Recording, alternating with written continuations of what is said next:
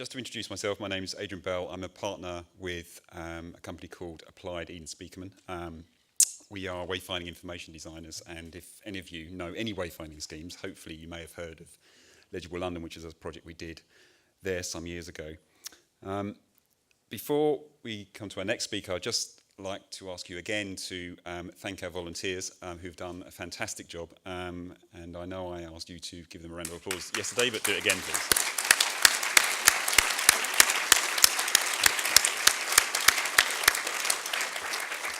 I'd also like to say hello to our viewers in the Overflow studio. You're not being forgotten. I'm hoping you're all working very hard as well as listening to what's going on. Our next speaker is Geoff Anderson, who is CEO of SmartGrowth America. Geoff created SmartGrowth while in his role with the US EPA. Geoff was also instrumental in the establishment of the National Vacant Properties Campaign, the LEED Neighbourhood Certification Programme, and the Governor's Institute for Community Design. He's widely published, but continues to get his hands dirty as a technical advisor to smart growth projects nationwide. I'd like to put your hands together for Geoff Anderson.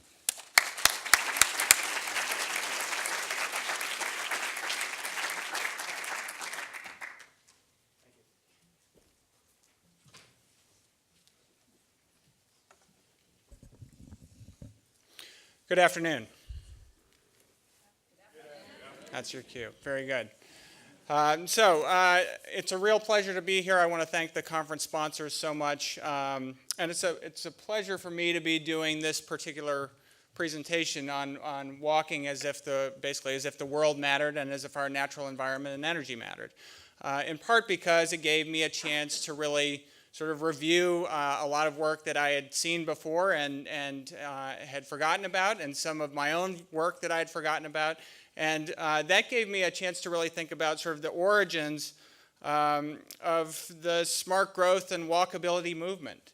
And I think those origins are important, and I want to talk a little about that later in this talk. But basically, if you think about our critiques of a lot of the existing system, of architects who pay no attention to anything but the building and not for any pieces of the surrounding community, of street designers who are only thinking about throughput, of housing providers who don't think about transportation when putting in place affordable housing, you know, it's clear that a lot of that arises from the training and from the places they're coming from.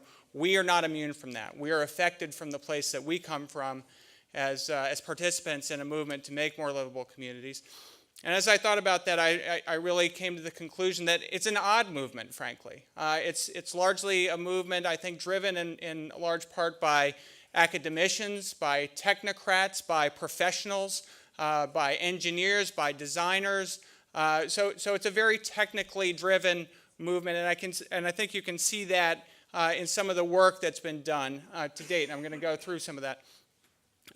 So one of the things we've been very good at is, in fact, proving that if you think that our natural environment and our energy and the future of our planet matter, then walkability matters, and creating walkable communities matter. We've showed, for instance, that land consumption is not simply a function of population growth.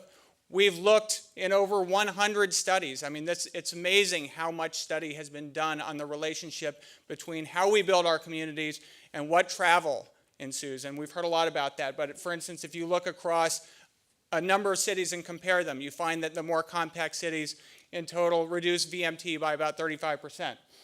If you look at a disaggregate level within a city and or within a metro region, and this is Chicago, you can see that the places that are basically more walkably built have, you know, the higher density, the mix of uses, all the stuff all of you know about. It indeed leads to lower amounts of travel.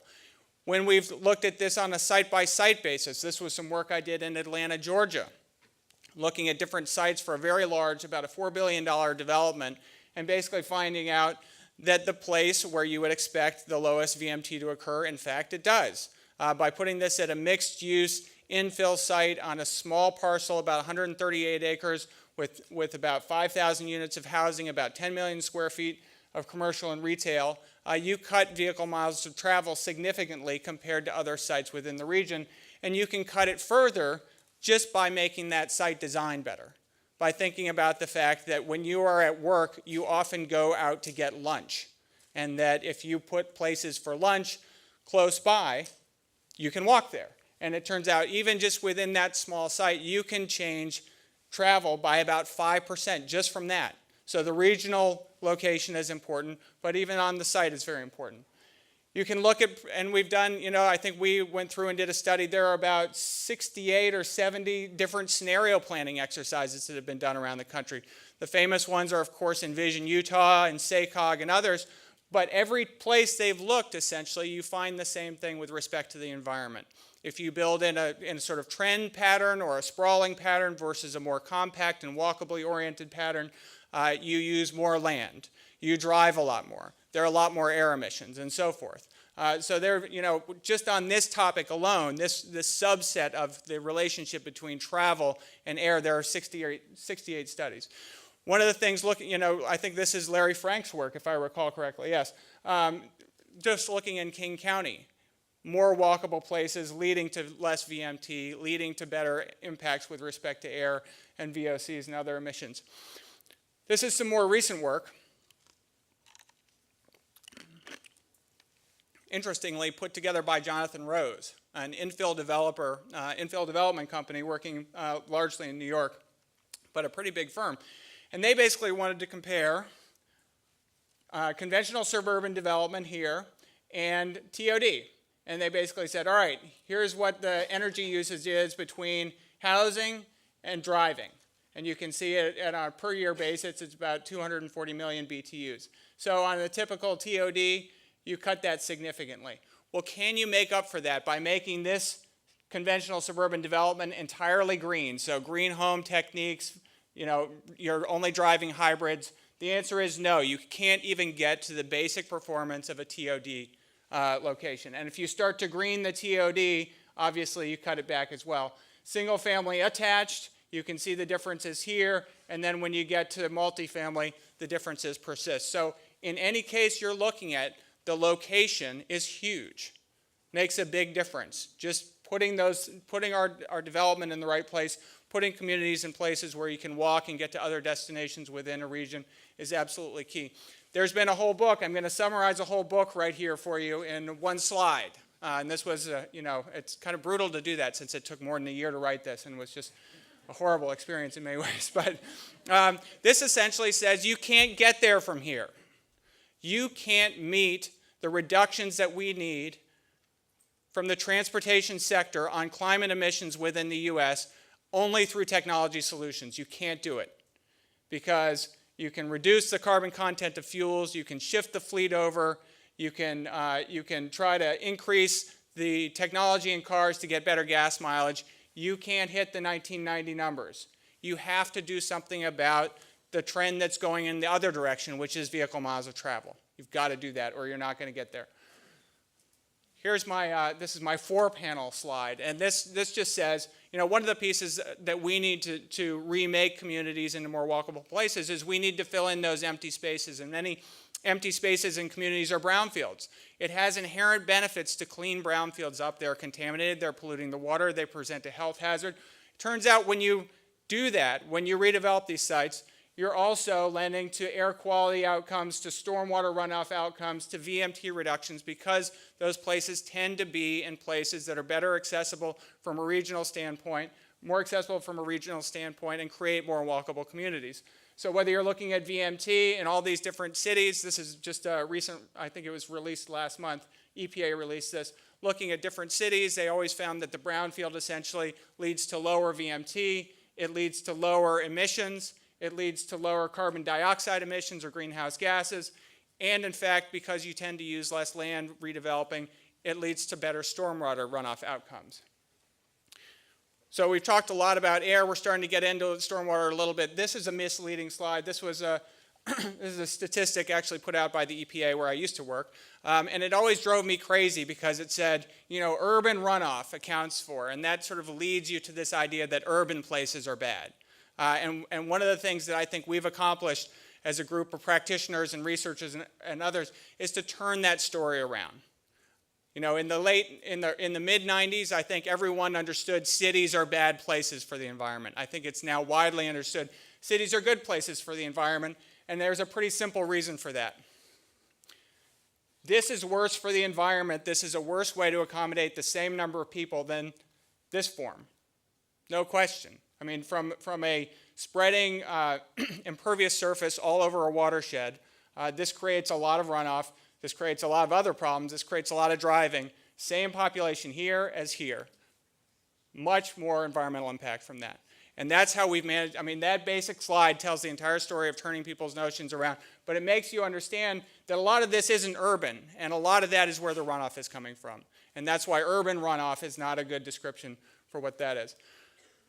So let me pause there for just a second before I get too wound up about this. So that's something we've done very well. I've summarized a vast literature that I've only touched on. There's a great deal more that you can find on environmental impacts of development. But I would, one of my favorite quotes or messages that I've heard in this conference was from Larry Frank on the precautionary principle. I think we know this now. We know this now. We can get sort of more specific information, but the broad understanding of the picture is clear. We also have been good at finding out a lot of other stuff, and I'm going to just briefly touch on these because other speakers have touched on them before. So we've talked about costs, transportation costs from the household scale and how you spend a lot more money if you have to drive all the time. Infrastructure costs for different governments, different levels of government. This is one study, but all of those scenario planning studies that I told you about in the air impacts also show the same thing on infrastructure. You spend a lot more money. We heard very compelling evidence yesterday from Jim Salas and Larry Frank on the links between health and obesity and the built environment. So we've been very good at basically amassing the data, right?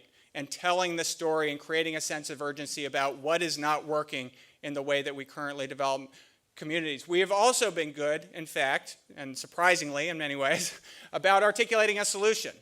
Articulating some principles, and this is smart growth. There are livable community principles, other principles, but a pretty reasonably well-defined and agreed upon set of outcomes that we can even illustrate and show, that we've oriented the high density around the transit here, and you don't worry, you still have some low density, but they have all the advantages of being near a corridor, and everybody can have the kind of housing they like and go to the places they need to with short trips and easy convenience and so forth.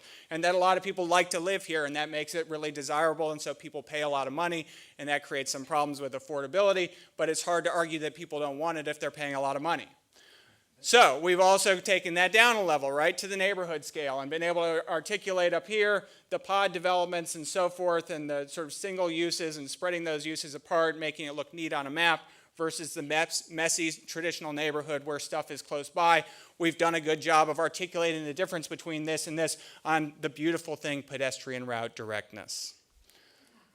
So, at the street level, we can tell people exactly what we mean, right? We know exactly what we want. All of these things, these are all very familiar principles. We can tell you why we're not getting them.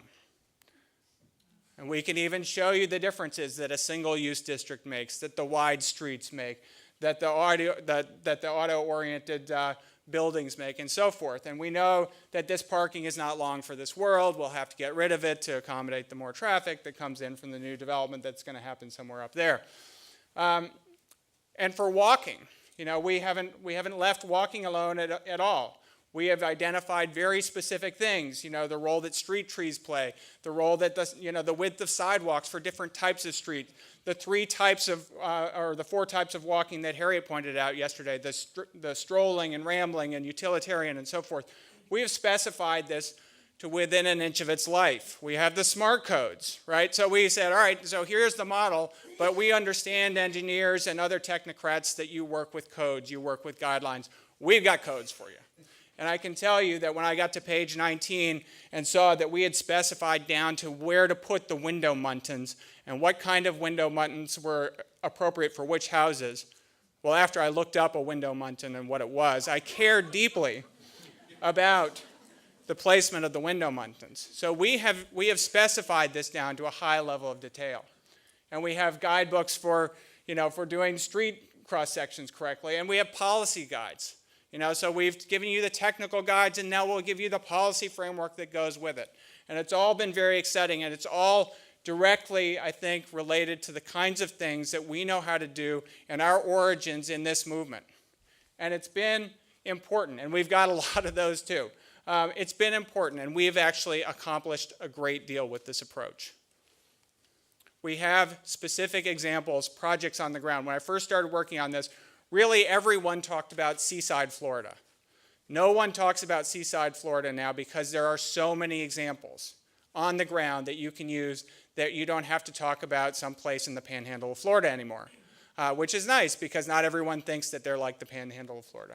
So we have different places, Atlantic Station, we've got New Columbia, we've got places where they've managed to redo and turn around big box malls and change them into mixed-use town centers, and we've shown that it can happen and that it's possible on the ground and that these things are successful from a community standpoint and successful from a financial standpoint. We've passed policies. We have governors adopting policies for smart growth cabinets to basically realign their state policies. We've got towns adopting smart growth policies and giving awards and giving them the kinds of recognition they need. Much has been accomplished. We have transportation policy changes. This is ballot measures in 2007. You all know the Safe Routes to Schools policies that have been adopted all over the country. So this has been very effective. But I think that any clear-eyed assessment of where we stand now demands an understanding that we are nibbling at the edges. We have not succeeded yet. And I would argue that like our road system, we are reaching the marginal rate, a limit on the marginal rate of return of this type of approach. That the fundamental questions in front of us now are essentially political questions. Questions that where if we go in armed with data and manuals and design guidelines, it's taking a knife to a gunfight. And if we don't understand this, we won't be following Sun Tzu's dictum of know thyself and know thy enemy and you will fear the outcome of no battle. We have to understand that the inclination, and I published half of the manuals I just had up there because I had all those slides handy. This is something that I'm telling myself is that we have to move into a different mode of operating. Those manuals, those guidelines, the research, all are incredibly important and necessary conditions, but not sufficient for success. We have to move into a mode that is far more political, far more campaign-oriented, and I think we can use exogenous variables to understand whether we're getting there. Framing. How are we framing our messages?